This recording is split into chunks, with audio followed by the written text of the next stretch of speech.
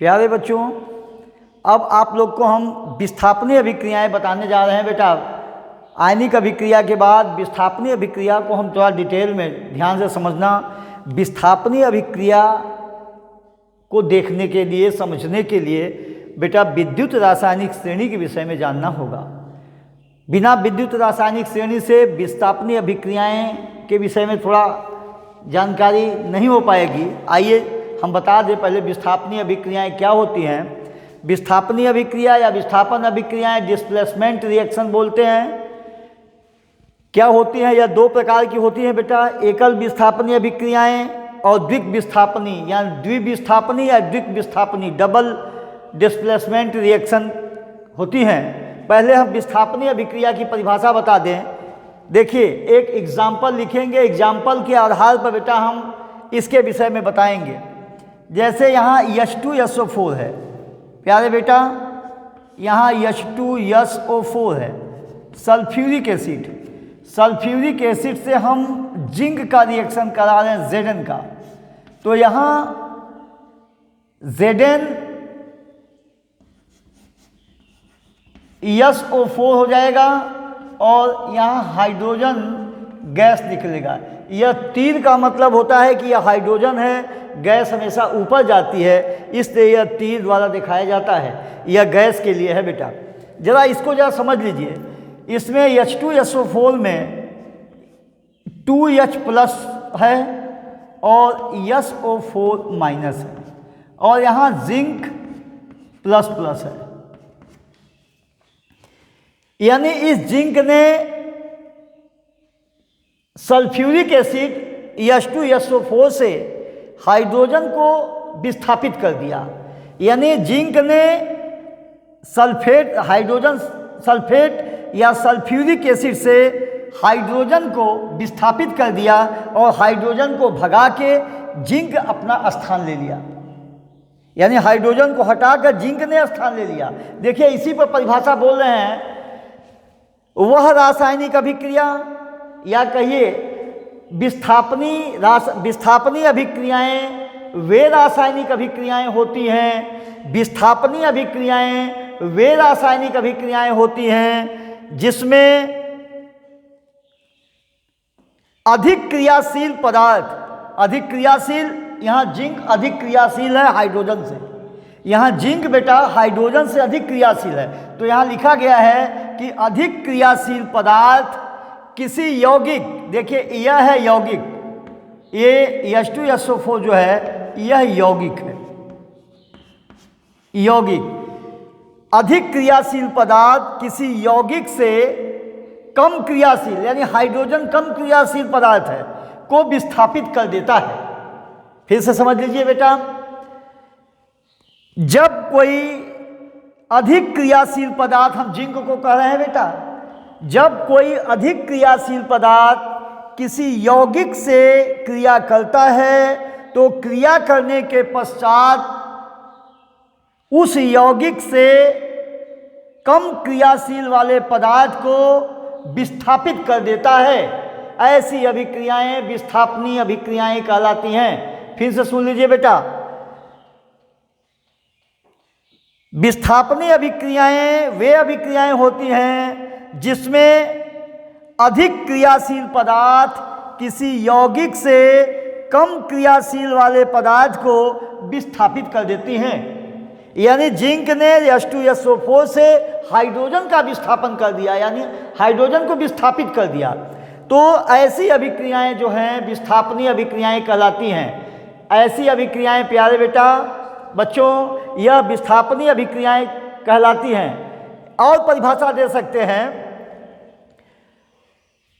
वे अभिक्रिया, एक परिभाषा और सुन लीजिए, वे रासायनिक अभिक्रिया जिसमें कोई पदार्थ या तत्व किसी यौगिक से तत्व को विस्थापित कर देता है। यानी जिंक ने हाइड्रोजन को विस्थापित कर दिया। ऐसी अभिक्रियाएं विस्थापनीय अभिक्रियाएं कहलाती हैं। तो विस्थापनीय अभिक्रियाएं दो प्रकार की होती हैं, सिंगल डिस्प्लेसमेंट रिएक्शन और डबल डिस्प्लेसमेंट रिएक्शन, यानी एकल विस्थापनी या एक विस्थापनी या एक विस्थापन और दूसरा द्विविस्थापनी। देखिए यहाँ सिंगल, यहाँ एक विस्थापनी अभिक्रियाएं हैं, एक विस्थापनी अभिक्रियाएं हैं। यहाँ जिंक ने हाइड्रोजन को केवल विस्थापित किया है, केवल एक को विस्थापित किया गया है, यह एकल विस्थापनी अभिक्रियाएं हैं। और द्विविस्थापनी अभिक्रियाएं भी देखिए क्या होती हैं, जैसे सोडियम सल्फेट बेटा Na2SO4, जब बेरियम क्लोराइड मेरे प्यारे बेटा बेरियम क्लोराइड क्रिया करता है तो देखिए यहाँ Na2Na प्लस और SO4 माइनस माइनस, और यहाँ Ba प्लस प्लस और Cl यानी 2Cl माइनस।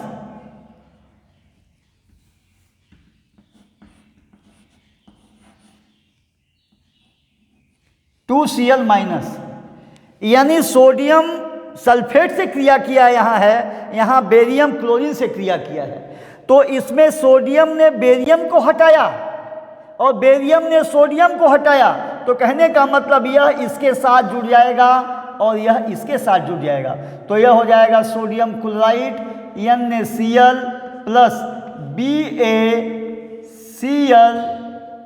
BaSO4।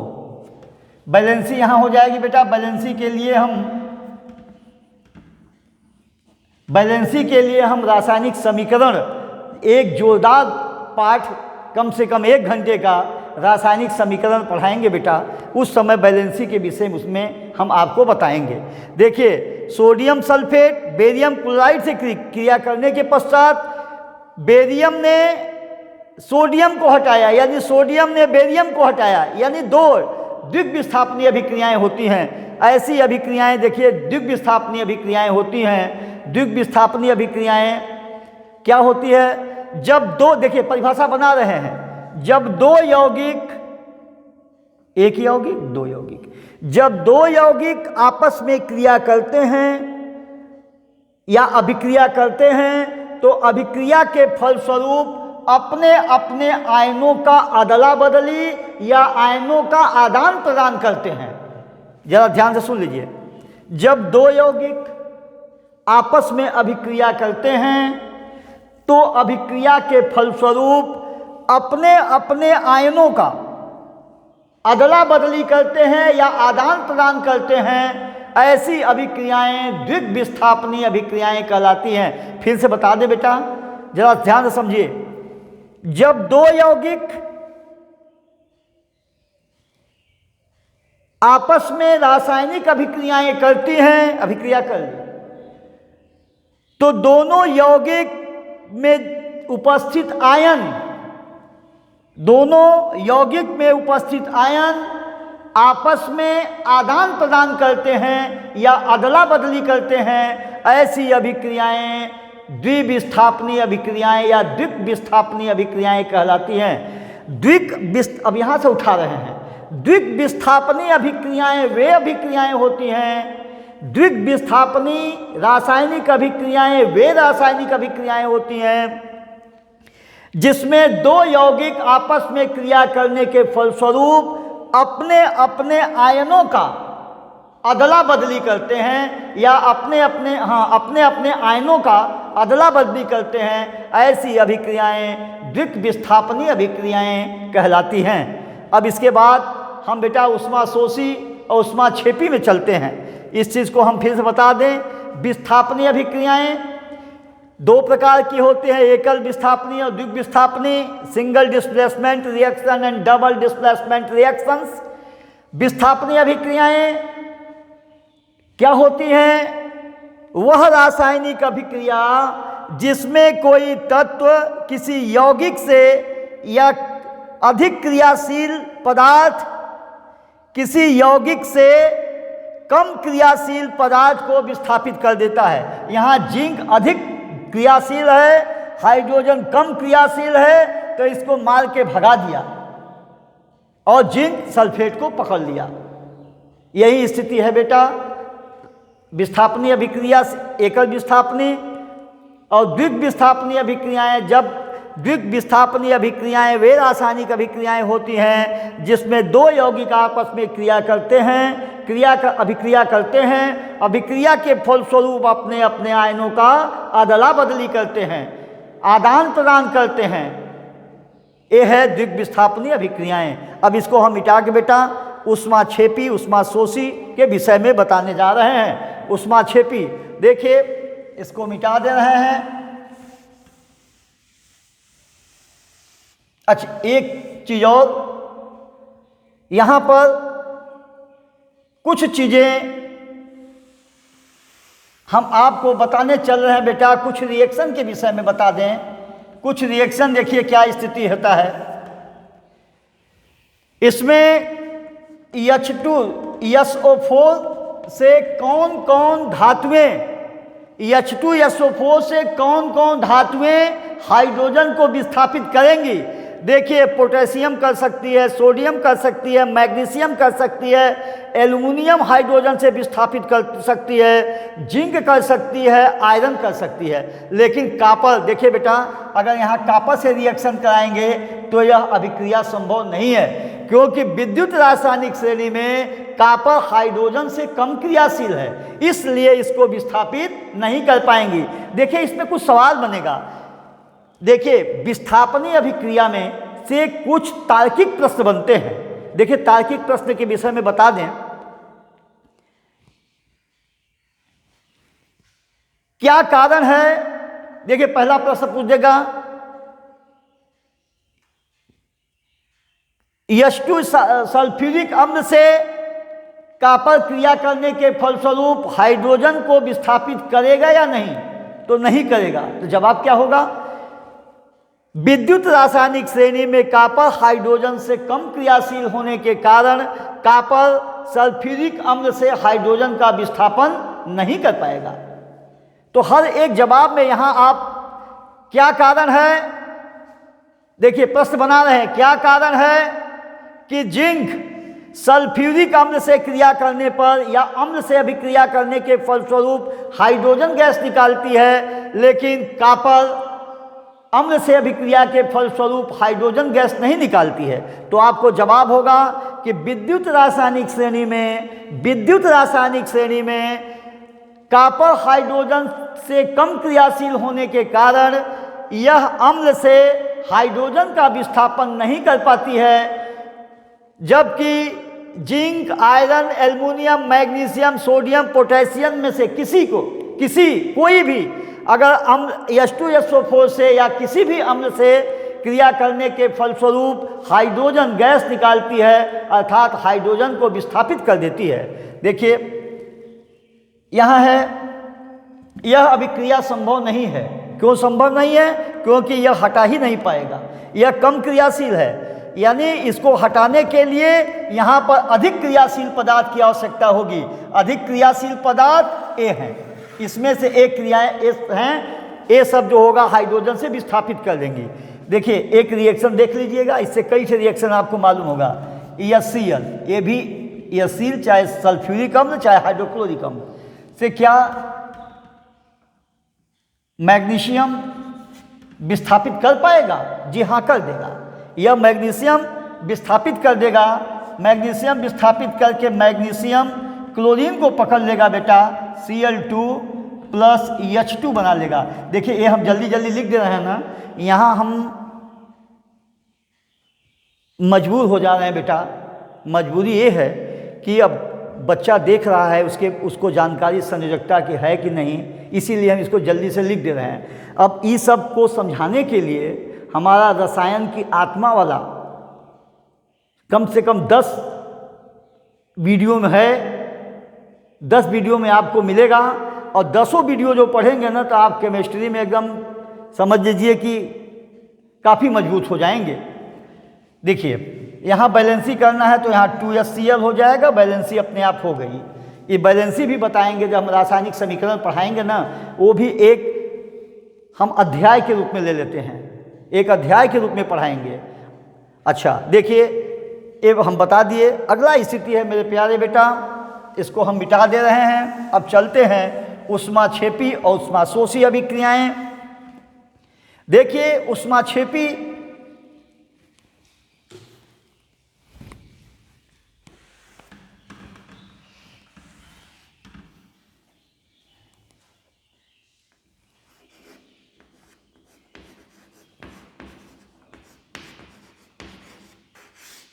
ऊष्माक्षेपी अभिक्रिया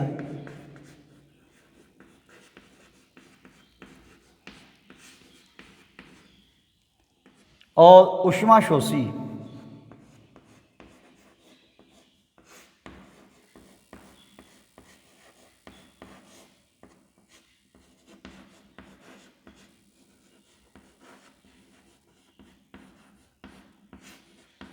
देखिए ऊष्माक्षेपी अभिक्रियाएं क्या है, क्या ऊष्माशोषी अभिक्रियाएं हैं। ध्यान से सुन लीजिए, अब बहुत आसान है। वे रासायनिक अभिक्रिया, यही ध्यान से, वे रासायनिक अभिक्रिया या रासायनिक अभिक्रियाएं, वे रासायनिक अभिक्रियाएं होते हैं, यही वाक्य बना लीजिए कि वे रासायनिक अभिक्रिया, यहाँ वे कर दीजिए। देखिए कई तरीके से भाव को समझ लीजिए। वे रासायनिक अभिक्रियाएं जो ऊष्मा उत्पन्न करती हैं, निर्मुक्त करती हैं, निकालती हैं, तीन बात है, ऊष्मा उत्पन्न करती हैं, निर्मुक्त करती हैं, निकालती हैं, जो शब्द आपको मौके पर आ जाए। वे रासायनिक अभिक्रियाएं, देखिए आधा लिखेंगे इसको, वे रासायनिक अभिक्रियाएं,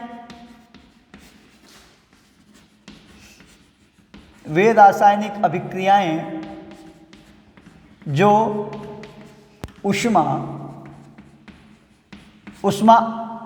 उत्पन्न करती हैं।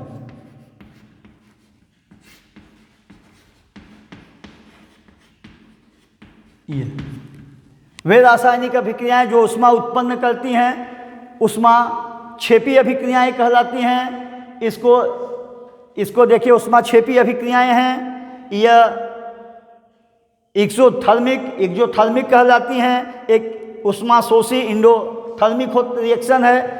अब इसमें बता दे बेटा, देखिए H2 और ऑक्सीजन, यानी हाइड्रोजन ऑक्सीजन दोनों गैस है, यह भी गैस है, यह भी गैस है, और बनता है क्या बेटा, जल यानी कि H2O। पहले बैलेंसिंग कर दें, 2 हाइड्रोजन है, 2 ऑक्सीजन है, तो यहाँ 2 से मल्टीप्लाई करेंगे तो यहाँ 2 दूनी के 4, 4 में 2 का भाग देंगे 2। ये चीज़ हम अपने से कर दे रहे हैं। जब हम रासायनिक समीकरण पढ़ाएंगे तो पूरी चीज़ इसको जानकारी देंगे कैसे बैलेंसिंग किया जाता है। ए जल बना। जब ऑक्सीजन हाइड्रोजन से जुटकर, तो यहाँ लिक्विड यानी कि द्रव, इसमें इस स्थिति में प्यारे बेटा यह 132 या 136, यह जो होता है 136.2 या कुछ समथिंग है बेटा, किलो कैलोरी। यह इतनी किलो कैलोरी ऊष्मा उत्पन्न करती है। यानी हाइड्रोजन ऑक्सीजन से क्रिया करके जल बनाती है। यह ऊष्माक्षेपी अभिक्रियाएं हैं बेटा। यह क्या है बेटा, यह ऊष्माक्षेपी अभिक्रिया है। और यह ऊष्माक्षेपी अभिक्रिया दूसरी स्थिति देखिए, जब कार्बन श्वसन क्रियाएं भी ऊष्माक्षेपी अभिक्रियाएं हैं। क्योंकि देखिए हम ऑक्सीजन लिए, ऑक्सीजन निकलने के बाद हम फूंकते हैं तो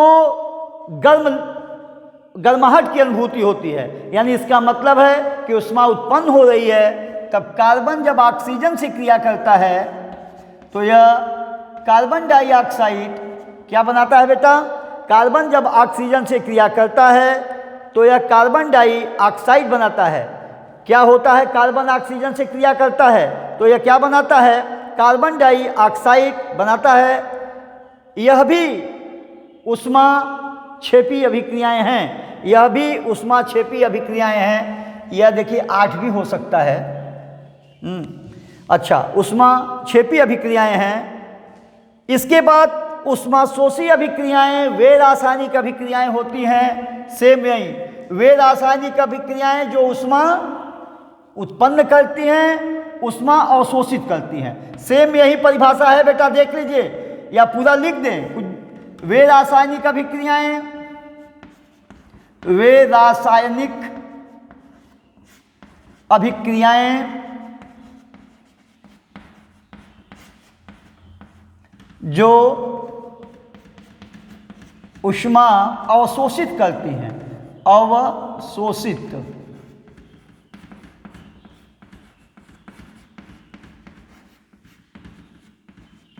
करती हैं। वे रासायनिक अभिक्रियाएं जो ऊष्मा अवशोषित करती हैं ऊष्मा शोषी अभिक्रियाएं कहलाती हैं। एक बार, वे रासायनिक अभिक्रियाएं जो ऊष्मा अवशोषित करती हैं यह ऊष्मा शोषी अभिक्रियाएं कहलाती हैं। देखिए, ऊष्मा शोषी अभिक्रियाएं कौन होती हैं इसके विषय में हम बता दें। ऊष्मा को अवशोषित करने वाली जो नाइट्रोजन है, जब नाइट्रोजन ऑक्सीजन से क्रिया करता है तो यह NO बनाता है बेटा, NO। तो यहाँ बैलेंसिंग करेंगे तो यह ऊष्मा शोषी अभिक्रियाएं हैं। यह अभिक्रिया संपन्न होने में ऊष्मा जो होती है बेटा अवशोषित होती है। लगभग यह -43 किलो कैलोरी। अब यहाँ पर जरा एक ध्यान दीजिए, यहाँ माइनस कितना माइनस क्यों लिखे हैं? माइनस का मतलब कि ऊष्मा ले रही है, मांग रही है, माइनस मांगने वाला गरीब। और प्लस यहाँ लिखने का मतलब क्या है बेटा? यह ऊष्मा उत्पन्न कर रही है, प्लस का मतलब ऊष्मा निकाल रही है। तो देखिए ये स्थिति हो गई बेटा। लगभग ये कार्बन डाइऑक्साइड भी वही 44 किलो कैलोरी के आसपास, किलो कैलोरी के आसपास यह ऊष्मा उत्पन्न करती है। यह -43 सेंटीग्रेड ऊष्मा अवशोषित करती है। तो ऊष्मा क्षेपी और ऊष्मा शोषी अभिक्रियाओं के विषय में मैंने बता दिया। अब हम चलते हैं बेटा ऑक्सीकरण या अपचयन। जरा ऑक्सीकरण अपचयन पर देखना, ऑक्सीकरण अभिक्रियाएं क्या होती हैं इसको भी हम बेटा मिटा देते हैं। देख लीजिए आप, मिटा देते हैं। देखो बेटा, एक बार और हम दोहरा दें, ऊष्मा क्षेपी अभिक्रियाएं, ऊष्मा शोषी अभिक्रियाएं। ऊष्मा क्षेपी अभिक्रियाओं के विषय में वे रासायनिक अभिक्रियाएं जो ऊष्मा उत्पन्न करती हैं या ऊष्मा क्षेपी अभिक्रियाएं कहलाती हैं। दूसरे ढंग से ऊष्मा क्षेपी अभिक्रियाएं वे रासायनिक अभिक्रियाएं होती हैं जो ऊष्मा उत्पन्न करती हैं। जब हाइड्रोजन ऑक्सीजन से क्रिया करता है तो जल बनाता है। इसमें 136.8 किलो कैलोरी ऊष्मा जो होती है निर्मुक्त होती है, निकलती है, उत्पन्न होती है। और जब कार्बन ऑक्सीजन से क्रिया करता है यानी श्वसन क्रिया में श्वसन क्रियाएं जो होती हैं यह ऊष्मा क्षेपी अभिक्रियाएं हैं। कार्बन ऑक्सीजन से क्रिया करके कार्बन डाइऑक्साइड बनाता है। इसमें 94 किलो कैलोरी 94 किलो कैलोरी ऊष्मा उत्पन्न होती है। देखिए, ऊष्मा शोषी अभिक्रियाएं वे रासायनिक अभिक्रियाएं होती हैं जिसमें ऊष्मा अवशोषित होती हैं या ऊष्मा अवशोषित होने वाली रासायनिक अभिक्रियाएं ऊष्मा शोषी अभिक्रियाएं कहलाती हैं। यहाँ से उठा लो, ऊष्मा अवशोषित होने वाली रासायनिक अभिक्रियाएं ऊष्मा शोषी रासायनिक अभिक्रियाएं कहलाती हैं। ऊष्मा उत्पन्न करने वाली रासायनिक अभिक्रियाएं ऊष्मा क्षेपी अभिक्रियाएं कहलाती हैं। देखिए, परिभाषा बनाकर अपने से लिख लीजिए, बात को समझ के अपने से लिख लीजिए प्यारे बेटा। अब जब दूसरा हम इसी चैप्टर को जब जो लड़के बहुत तेज हो गए हैं उनके लिए बेटा एक वीडियो हमारा वो भी रहेगा। उसमें थोड़ा गहराई से स्पीड से जो बार बार हम परिभाषाओं को कह रहे हैं ये परिभाषाएं उसमें हम नहीं कहेंगे, केवल 1-2 बार परिभाषाओं को बोलेंगे और इसको तेज़ी से पढ़ाएंगे और इसमें कुछ और एक्स्ट्रा चीज़ जोड़ देंगे। देखिए, अब हम ऑक्सीकरण अभिक्रियाएं बताने जा रहे हैं बेटा। रासायनिक ऑक्सीकरण अभिक्रियाएं ऑक्सीडेशन रिडक्शन या इसी को उपचयन भी कहते हैं। इसी को हम बोलते हैं उपचयन।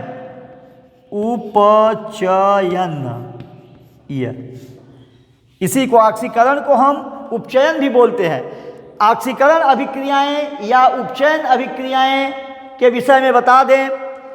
देख बेटा, ऑक्सीकरण अभिक्रियाएं वे अभिक्रियाएं होती हैं जिसमें ऑक्सीजन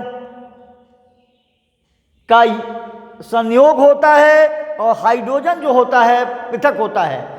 वे जिन रासायनिक अभिक्रियाओं में ऑक्सीजन का जुड़ना एवं हाइड्रोजन का पृथक होना होता है, ऐसी अभिक्रियाएं ऑक्सीकरण अभिक्रियाएं कहलाती हैं। कोई दोनों जरूरी नहीं है कि हर एक अभिक्रिया में ऑक्सीजन भी जुड़ रहा है, उसी में हाइड्रोजन भी जुड़ रहा है, एक कोई जरूरी नहीं है बेटा। अलग ऑक्सीजन जुड़ रहा है तब भी ऑक्सीकरण अभिक्रियाएं, हाइड्रोजन पृथक हो रहा है तब भी, यानी कोनो जरूरी नहीं कि दोनों क्रियाएं एक में हो। तो परिभाषा को बड़ा सतर्कता से एवं तथा या बहुत चीज़ों को लिखने के लिए बेटा ये स्थिति होती है। देखिए, ऑक्सीकरण अभिक्रियाएं वे अभिक्रियाएं जिसमें ऑक्सीजन का संयोग या ऑक्सीजन जुड़ता है तथा हाइड्रोजन पृथक होता है, ऐसी अभिक्रियाएं ऑक्सीकरण अभिक्रियाएं कहलाती हैं। जिन रासायनिक अभिक्रियाओं में ऑक्सीजन का संयोग होता है तथा हाइड्रोजन पृथक होता है, वे अभिक्रियाएं ऑक्सीकरण अभिक्रियाएं कहलाती हैं। फिर से हम क्या बोल रहे हैं, कोई जरूरी नहीं है बेटा कि ऑक्सीजन जुड़े भी हाइड्रोजन पृथक भी हो, दोनों की नहीं, एक। वे रासायनिक अभिक्रियाएं जिसमें ऑक्सीजन का जुड़ना तथा हाइड्रोजन का पृथक होना, ऑक्सीजन का जुड़ना और या हाइड्रोजन का पृथक होना होता है, ऐसी अभिक्रियाएं ऑक्सीकरण अभिक्रियाएं कहलाती हैं। देखिए, यहाँ कार्बन ऑक्सीजन से क्रिया करके कार्बन डाइऑक्साइड बनाया, तो यहाँ ऑक्सीजन जुड़ रहा है, तो यहाँ ऑक्सीडेशन रिडक्शन है, ऑक्सीडेशन रिएक्शन है, रिडक्शन नहीं रिएक्शन, ऑक्सीडेशन रिएक्शन।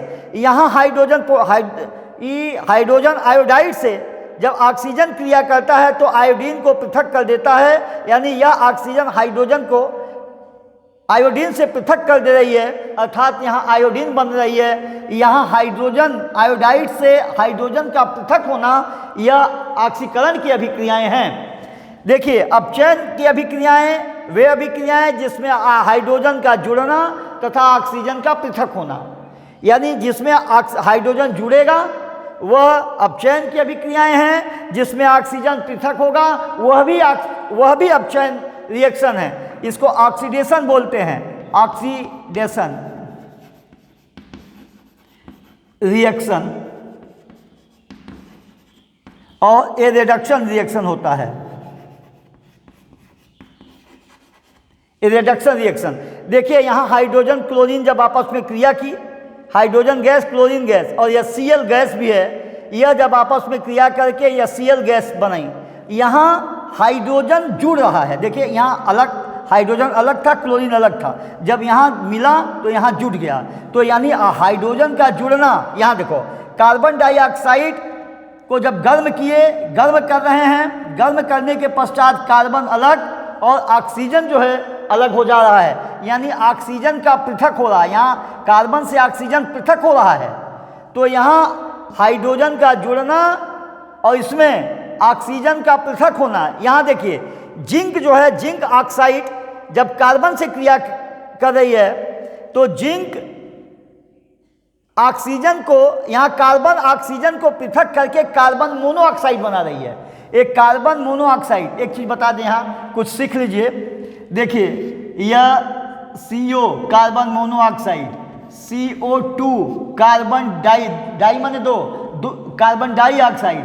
हालांकि बेटा यह कार्बोनेट होता है, इस पर माइनस करेंगे तब, लेकिन हम एक सूत्र पढ़ने की जानकारी बता रहे हैं, इसको कार्बन ट्राईऑक्साइड, हालांकि कहा नहीं जाता है, लेकिन आप समझ लीजिए कि यह carbon trioxide, carbon tetroxide, carbon pentoxide, हालांकि ये सब होते नहीं हैं, लेकिन हम सूत्र पढ़ने की तजुर्बा बता रहे हैं। एक है तो मोनोऑक्साइड, 2 पर डाइऑक्साइड, 3 पर ट्राईऑक्साइड, 4 पर टेट्राऑक्साइड और 5 पर पेंटाऑक्साइड। ये तत्व तो होते नहीं है बेटा, लेकिन हम नाम पढ़ने के लिए बता रहे हैं बस, क्योंकि बात आ गई मोनोऑक्साइड की तो हम कुछ उसमें बता दिए। इसमें इसको हटा दीजिए। ये देखिए, ये हो गई अपचयन की अभिक्रियाएं, यानी अपचयन अभिक्रियाएं वे अभिक्रियाएं होती हैं जिसमें हाइड्रोजन का जुड़ना तथा ऑक्सीजन का पृथक होना होता है। यहाँ क्या हो रहा है, हाइड्रोजन, यहाँ हाइड्रोजन जुड़ रहा है, यहाँ ऑक्सीजन क्या हो रहा है, कार्बन डाइऑक्साइड से पृथक हो रहा है। यहाँ जिंक ऑक्साइड जब कार्बन से क्रिया करके, यहाँ सॉरी देखिए यहाँ गलत हो गया, ये यहाँ जिंक ऑक्साइड जब कार्बन से क्रिया की तो यहाँ पर बेटा कार्बन मोनोऑक्साइड प्लस जिंक बनाई, यानी कार्बन मोनोऑक्साइड जो है, कार्बन मोनोऑक्साइड ये कार्बन ऑक्सीजन को पृथक कर दी है यहाँ, तो यह कार्बन मोनोऑक्साइड, यहाँ कार्बन जो हो रहा है पृथक हो रहा है। एक हम आपको बता दिए ऑक्सीकरण अभिक्रियाएं, अपचयन अभिक्रियाएं, ऊष्माक्षेपी अभिक्रियाएं, ऊष्माशोषी अभिक्रियाएं, एक रासायनिक अभिक्रिया रेडॉक्स अभिक्रिया। अब हम बेटा चल रहे हैं बताने, रेडॉक्स अभिक्रिया के विषय में बता देते हैं थोड़ा सा। देखिए ऑक्सीकारक क्या होता है, क्या अपचायक होता है, और संक्षारक विकृत गंधिता। देखिए रेडॉक्स रिएक्शन बता दें, ऑक्सीडाइजिंग एजेंट के विषय में, रिड्यूसिंग एजेंट के विषय में, और कोरोजन के विषय में, और रेंसिडिटी के विषय में। अब देखिए बता दें, इसको हम मिटाने जा रहे हैं इसको।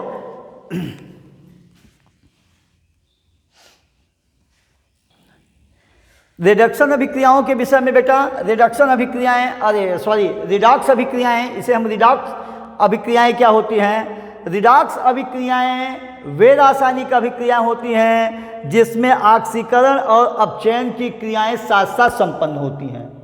अब यहाँ देखिए परिभाषा एक बार लिख दे रहे हैं, वे रासायनिक अभिक्रियाएं, वे रासायनिक अभिक्रियाएं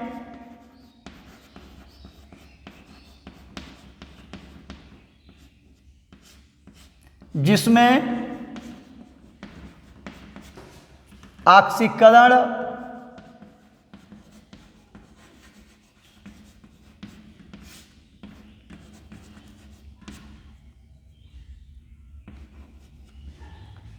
एवं अपचयन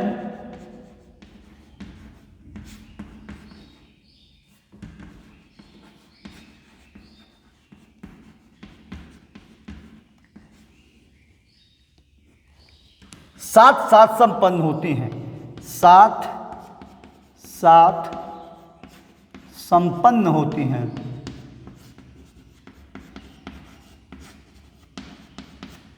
देख बेटा बाबू, वे रासायनिक अभिक्रियाएं जिसमें ऑक्सीकरण एवं अपचयन की क्रियाएं साथ साथ संपन्न होती हैं, रेडॉक्स अभिक्रियाएं कहलाती हैं। रेडॉक्स अभिक्रियाएं वे अभिक्रियाएं होती हैं जिसमें ऑक्सीकरण एवं अपचयन की क्रियाएं साथ साथ संपन्न होती हैं। यहाँ से उठा लो, चाहे रेडॉक्स अभिक्रिया से उठा लो या यहाँ से उठा लो, तीन तरीके से देखिए, फिर भी परिभाषा बताने हम समझाने बता रहे हैं। रेडॉक्स अभिक्रियाएं वे रासायनिक अभिक्रियाएं होती हैं जिसमें ऑक्सीकरण एवं अपचयन की क्रियाएं साथ साथ संपन्न होती हैं। यहाँ से उठा लिए। अब यहाँ से वे रासायनिक अभिक्रियाएं जिसमें ऑक्सीकरण एवं अपचयन की क्रियाएं साथ साथ संपन्न होती हैं, रेडॉक्स अभिक्रियाएं कहलाती हैं। बाद में आ गया।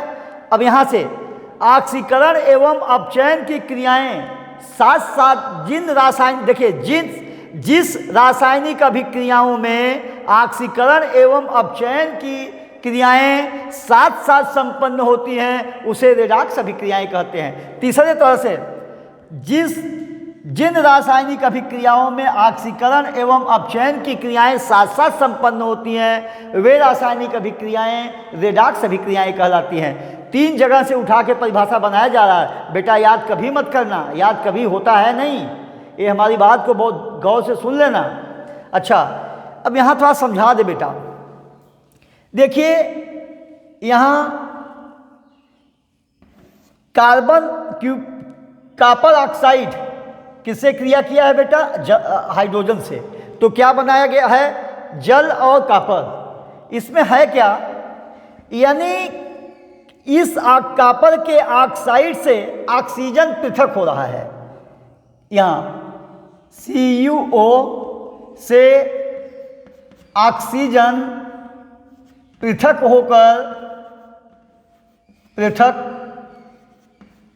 हो रहा है। तो जहाँ से ऑक्सीजन पृथक हो रहा है, यानी ऑक्सीजन का पृथक होना अपचयन की अभिक्रिया है। अपचयन। दूसरी स्थिति, यहाँ पर हाइड्रोजन हाइड्रोजन ऑक्सीजन को पकड़ के H2 यानी हाइड्रोजन यहाँ जुड़ रहा है, यानी H2O का बनना, H2O का बनना जो है यह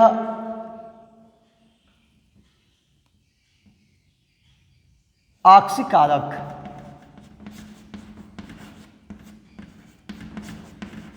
ऑक्सीकारक यानी इसी को हम उपचयन भी बोलते हैं, उपचयन की अभिक्रियाएं हो रही हैं। एक बार ठीक से देख लिया जाए, ऐसा न हो कि परिभाषा में उल्टा लिखा जाता है, उल्टा ध्यान रहता है तो कहीं स्थिति विकृत हो जाती है। हम परिभाषा में क्या बोले हैं? ऑक्सीकरण में ऑक्सीजन का पृथक होना, तो यहाँ CuO से ऑक्सीजन पृथक हो रहा है, ऑक्सीजन का पृथक होना, हाइड्रोजन का जुड़ना, अपचयन की अभिक्रिया है। ठीक है बेटा, यहाँ हाइड्रोजन जुड़ रहा है, H2O बन रहा है, हाइड्रोजन का जुड़ना, यहाँ हाइड्रोजन जुड़ रहा है, यहाँ H2 जो है जुड़ रहा है, जुड़ रहा है, इसलिए यह उपचयन की, देखिए फिर से सुन लीजिए, यहाँ ऑक्सीजन पृथक हो रहा है, ऑक्सीजन का पृथक होना और हाइड्रोजन का जुड़ना, ये अभिक्रियाएं जो हैं रेडॉक्स अभिक्रियाएं हैं। रेडॉक्स अभिक्रियाओं का एक आध परिभाषा और बता देते हैं। देखो बेटा, यह रेडॉक्स अभिक्रियाएं